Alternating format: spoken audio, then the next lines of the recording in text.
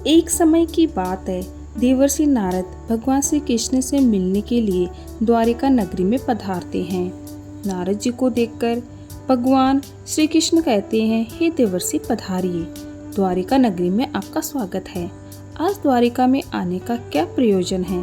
देवर्षि कहते हैं, हे प्रभु, मन में आपके दर्शन करने की इच्छा हुई, सो चला आया।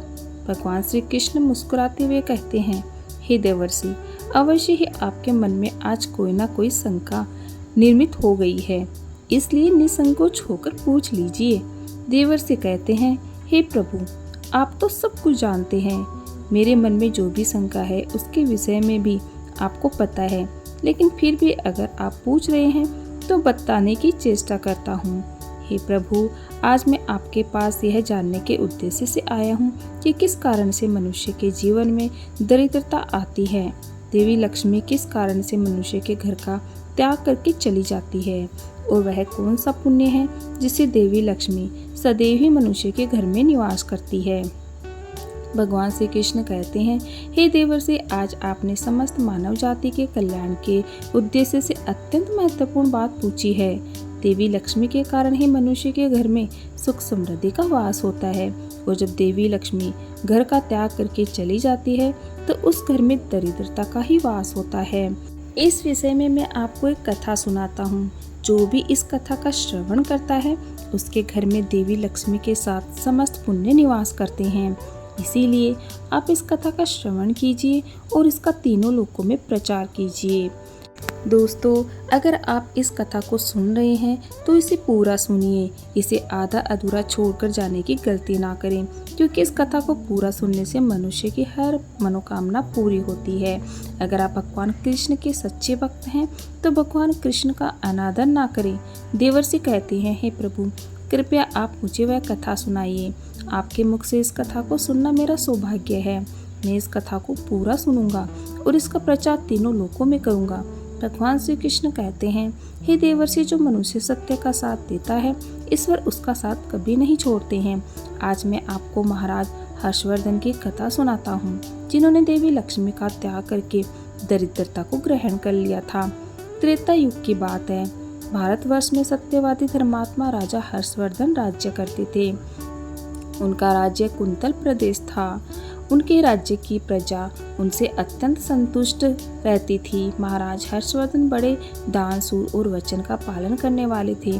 वे सदैव अपने प्रजा के हित का ही विचार करते थे।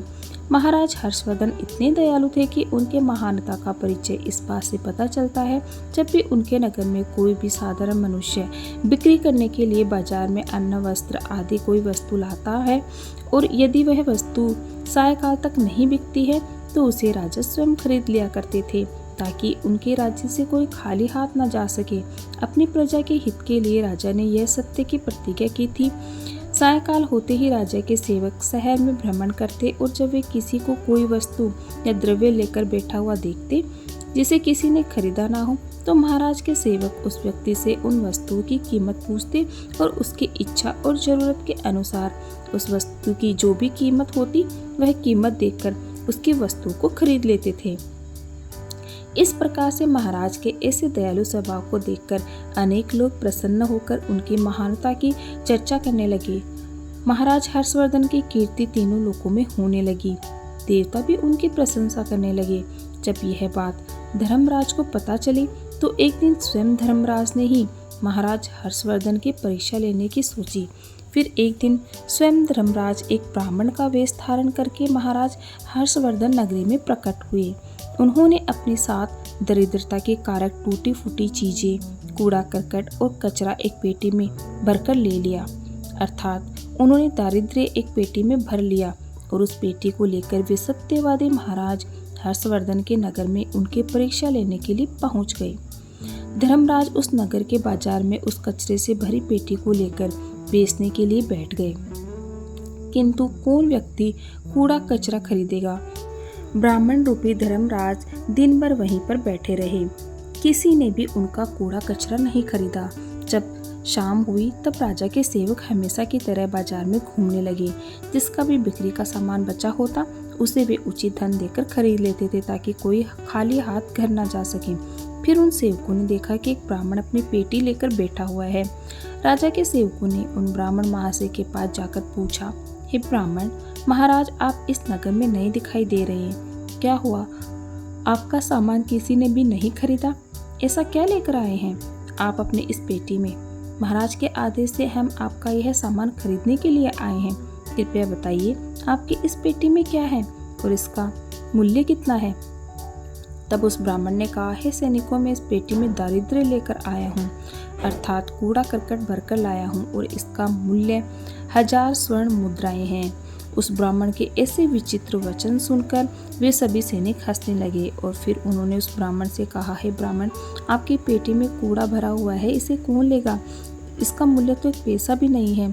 फिर उस ब्राह्मण ने कहा, हे सैनिकों, यदि इसे कोई नहीं लेगा तो मैं इसे वापस अपने घर लेकर जाऊंगा।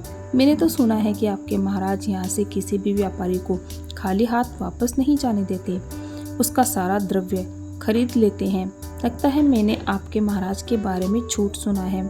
उस ब्राह्मण की ऐसी बात सुनकर राजा के सेवकों ने कहा, हे ब्राह्मण, आपने सही सुना है, हमारे महाराज किसी भी व्यापारी को खाली हाथ घर नहीं जाने देते, उसका सारा माल खरीद लेते हैं। इसलिए तुम थोड़ी देर रुको, हम अभी महाराज के पास जाकर आते हैं। फिर उनमें से एक सेवक महाराज हर्षवर्धन के पास जाता है और उनसे कहता है, हे महाराज, आज हमारे नगर के बाजार में एक ब्राह्मण आया है। वह बड़ा ही विचित्र है। वह अपनी पेटी में कूड़ा कचरा भर कर लाया है और उसका मूल्य वह 1000 स्वर्ण मुद्राएं बता रहा है। तब महाराज ने कहा, हे सैनिकों, तुम जाकर उसके सामान का मूल्य जो कम से कम हो सके उतना उसे देकर उसका सामान खरीद लाओ। उसे उसकी वस्तुएं लेकर वापस मत जाने दो, अन्यथा मेरा वचन झूठा हो जाएगा। फिर राजा के सेवक उस ब्राह्मण के पास जाते हैं और कहते हैं, हे ब्राह्मण, हम तुम्हें इस पेटी का मूल्य 200 स्वर्ण मुद्राएं देते हैं। तुम इतनी मुद्राएं लो और प्रसन्नता से अपने घर चले जाओ। किंतु उस ब्राह्मण ने कहा, हे सैनिकों, मैं 1000 स्वर्ण मुद्राओं में से एक पैसा कम नहीं लूंगा। यदि तुम मेरा सामान खरीदना चाहते हो तो खरीदो, नहीं तो मैं अपना सामान लेकर वापस चला जाता हूँ। तब उन राजा के सेवकों ने कहा, हे ब्राह्मण, ठीक है, अब हम तुम्हें इस पेटी के बदले 500 मुद्रा देते हैं। इतना मूल्य तुम्हारे लिए सही रहेगा। लेकिन फिर भी वह ब्राह्मण नहीं माना और 1000 स्वर्ण मुद्राओं पर ही अड़ा रहा और कहने लगा, मेरा सामान लेना है तो लो, नहीं तो मैं चला। तब फिर से वह सैनिक लौटकर राजा के पास जाता है और उनसे कहता है, हे महाराज, उस ब्राह्मण को हमने 500 मुद्राएं देने की कोशिश की, किंतु वह फिर भी नहीं मान रहा है। उसकी पेटी में कचरा और दारिद्र्य भरा पड़ा है, लेकिन फिर भी वह 1000 मुद्राएं ही मांग रहा है। हे महाराज, आपको उसका कचरा 1000 मुद्राओं में नहीं खरीदना चाहिए। महाराज हर्षवर्धन कहते हैं, हे सैनिकों, यह मेरे सत्य की प्रतिज्ञा है। मैं किसी भी व्यक्ति को अपने राज्य से खाली हाथ जाने नहीं दे सकता। हम सत्य का त्याग कभी नहीं करेंगे। इसलिए तुम लोग जाओ और वह ब्राह्मण जो कीमत कह रहा है उसमें उसकी वस्तुओं को खरीद कर लेकर आओ। इसमें संकोच मत करो। फिर वह सिपाही ब्राह्मण के पास लौटकर आ गए। उन्होंने उस ब्राह्मण को 1000 स्वर्ण मुद्राएं दी और उसकी दारिद्र्य से भरी हुई पेटी ले ली। वह ब्राह्मण मुद्राएं लेकर चला गया और फिर सिपाही उस दारिद्र्य से भरी पेटी को लेकर राजमहल में लौट आए। फिर महाराज ने उस पेटी को राजमहल के अंदर रखवा दिया। रात्रि में जब सोने का समय हुआ तब महाराज के राजमहल के द्वार से एक अत्यंत सुंदर स्त्री निकली। उस स्त्री के 4 हाथ थे, हाथों में कमल पुष्प थे। उस सुंदर स्त्री ने नाना प्रकार के आभूषण धारण किए हुए थे। महाराज महल के बाहर बैठे हुए थे। जब महाराज ने उस अत्यंत सुंदर स्त्री को देखा तो महाराज आश्चर्य में पड़ गए और उन्होंने उस स्त्री से पूछा, हे देवी, आप कौन हैं? इस रात्रि के समय आप यहाँ पर क्या कर रही हैं? आप कहाँ से आ रही हैं और कहाँ पर जा रही हैं? महाराज की ऐसी बात सुनकर वह स्त्री बोली, हे राजन, मैं तुम्हारे राज्य की लक्ष्मी हूँ। आप सत्यवादी धर्मात्मा हैं, इसी कारण से मैं आपके राजमहल में निवास करती हूँ। किंतु आज आपके राजमहल में दारिद्र्य आ गया है और जहाँ पर दारिद्र्य रहता है उस स्थान पर लक्ष्मी निवास नहीं करती। आज आपने एक पेटी में भरा दारिद्र्य अपने घर में रखा है, इसलिए अब मैं यहाँ से जा रही हूँ। तब महाराज हर्षवर्धन ने हाथ जोड़कर प्रणाम करके देवी लक्ष्मी से कहा, हे माँ लक्ष्मी, आपकी जैसी इच्छा। मैं अपने वचन और प्रतिज्ञा से बंधा हुआ हूँ। मैं अपना वचन नहीं तोड़ सकता। इस कारण से मैं उस दारिद्र्य से भरी पेटी को लेने से मना नहीं कर सकता था। कृपया आप मुझे क्षमा कीजिए। तब देवी लक्ष्मी महाराज के राजमहल का त्याग करके चली जाती है। थोड़ी देर बाद राजा ने एक बहुत ही सुंदर युवा पुरुष को राजमहल के दरवाजे से निकलते देखा। तो महाराज ने उससे पूछा, हे देव, आप कौन हैं? यहाँ पर कैसे आए और आप कहाँ जा रहे हैं? उस सुंदर पुरुष ने कहा, हे राजन, मेरा नाम दान है। आप सत्यवादी धर्मात्मा हैं, सदैव धर्म का पालन करते हैं। इसी कारण से मैं आपके राज्य महल में निवास करता था, किंतु अब देवी लक्ष्मी आपके राजमहल को त्याग कर चली गई है। लक्ष्मी के बिना आप दान कहाँ से करेंगे? इसलिए मैं भी अब आपको छोड़कर जा रहा हूँ। तब महाराज हर्षवर्धन बोले, हे देव, ठीक है, जैसे आपकी इच्छा, आप भी जा सकते हैं, किंतु मैं अपना वचन नहीं तोड़ सकता। फिर वह दान भी महाराज को छोड़कर चला जाता है। उसके बाद अन्य एक सुंदर पुरुष राजमहल से निकलता हुआ दिखाई पड़ता है। तब महाराज ने उससे पूछा, हे देव, आप कौन हैं और कहाँ जा रहे हैं? तब उस पुरुष ने कहा, हे राजन, मैं यज्ञ हूँ। आप सत्यवादी धर्मात्मा हैं। आप सदैव दान धर्म करते हैं। इसी कारण से मैं आपके राज्य में निवास करता था, किंतु अब लक्ष्मी और दान आपका घर छोड़कर चले गए हैं, तो मैं भी जा रहा हूँ, क्योंकि लक्ष्मी के बिना यज्ञ नहीं किया जा सकता और दान के बिना यज्ञ संपन्न नहीं हो सकता। इसलिए मैं भी आपका त्याग करके जा रहा हूँ। महाराज हर्षवर्धन ने कहा, हे देव, ठीक है, जैसी आपकी इच्छा, आप भी जा सकते हैं, किंतु मैं अपने वचन का त्याग नहीं करूँगा। फिर वह यज्ञ भी राजमहल को छोड़कर चला जाता है। फिर कुछ समय बाद अन्य एक अत्यंत सुंदर पुरुष राजमहल से जाता हुआ दिखाई देता है। तो राजा ने उससे भी पूछा, हे देव, आप कौन हैं और राजमहल छोड़कर क्यों जा रहे हैं? तब उस पुरुष ने कहा, हे राजन, मैं यश हूँ। आपके पुण्यों के कारण मैं आपके घर में निवास कर रहा था, किंतु अब आपके यहाँ से लक्ष्मी, दान, यज्ञ आदि सब चले गए हैं, तो उनके बिना आपको यश की प्राप्ति नहीं हो सकती। इसी कारण से मैं भी यहाँ से जा रहा हूँ। तब राजा ने उसे भी नमस्कार किया और आदर पूर्वक जाने की आज्ञा दी। फिर उसके बाद अन्य एक अत्यंत सुंदर स्त्री राजमहल से निकली, जिसने सुंदर वस्त्र परिधान किए हुए थे। उसे देखकर राजा ने पूछ लिया, हे देवी, आप कौन हैं और आप किस कारण से मेरे राजमहल का त्याग कर रही हो? तब वह स्त्री बोली, हे राजन, मैं कीर्ति हूँ। लक्ष्मी, दान, यज्ञ और यश ने भी आपका साथ छोड़ दिया है, तो उनके बिना मैं भी आपके राजमहल में नहीं ठहर सकती, इसीलिए मैं भी जा रही हूँ।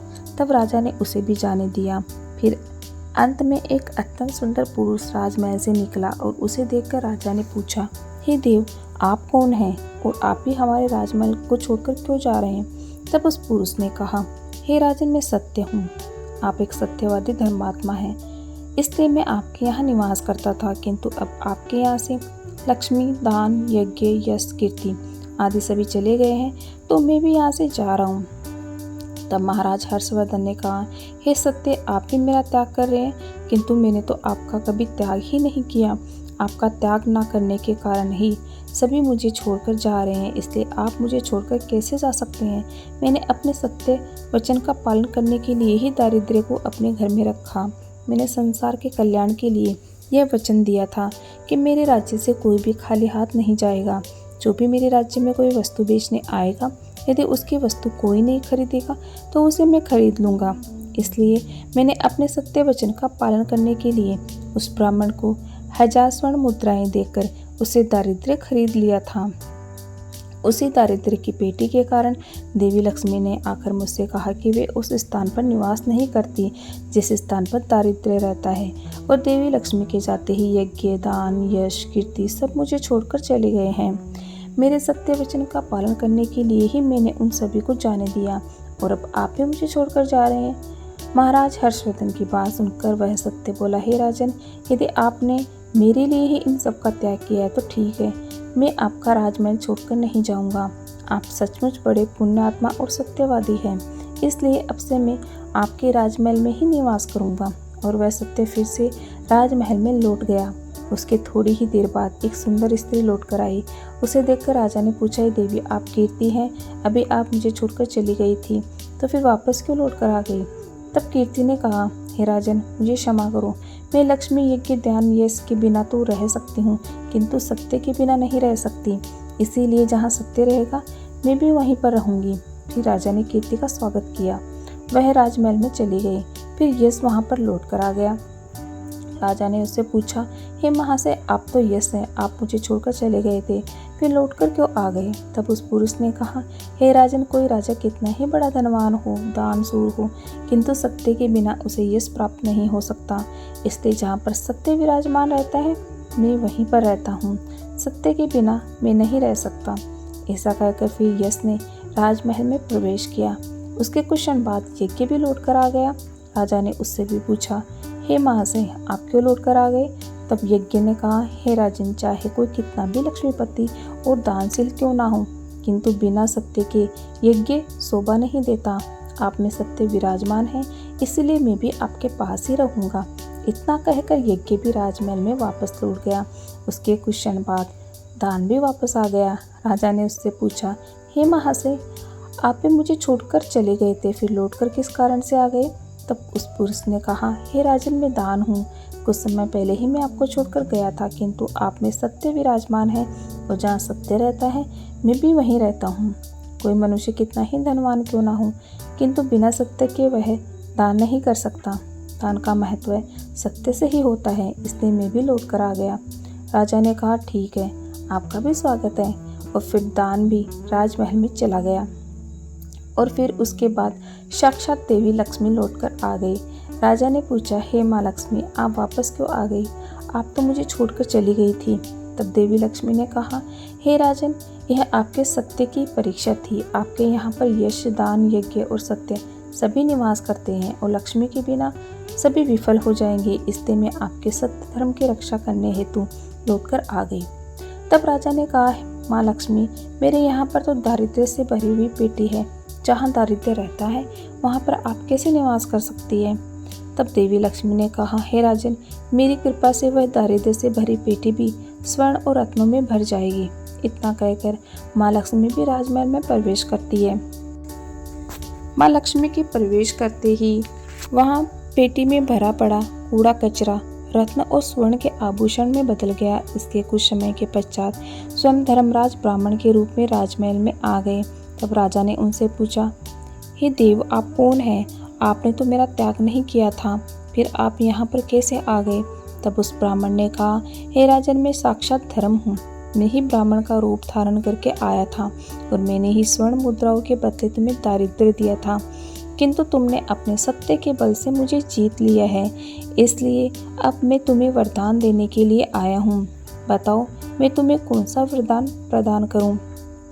इतना कहकर धर्मराज ने अपना मूल स्वरूप धारण किया। तब राजा हर्षवर्धन ने कहा, हे धर्मराज, आपके दर्शन करके मैं धन्य हुआ। कृपया आप अपनी कृपा सदैव मुझ पर बनाए रखें, मुझे और कुछ नहीं चाहिए। फिर धर्मराज ने राजा को आशीर्वाद दिया और उस स्थान से अंतर्ध्यान हो गए। भगवान श्री कृष्ण कहते हैं, हे देवर्षि, इस प्रकार से अपने सत्य धर्म के कारण ही महाराज ने सभी पर विजय प्राप्त की थी।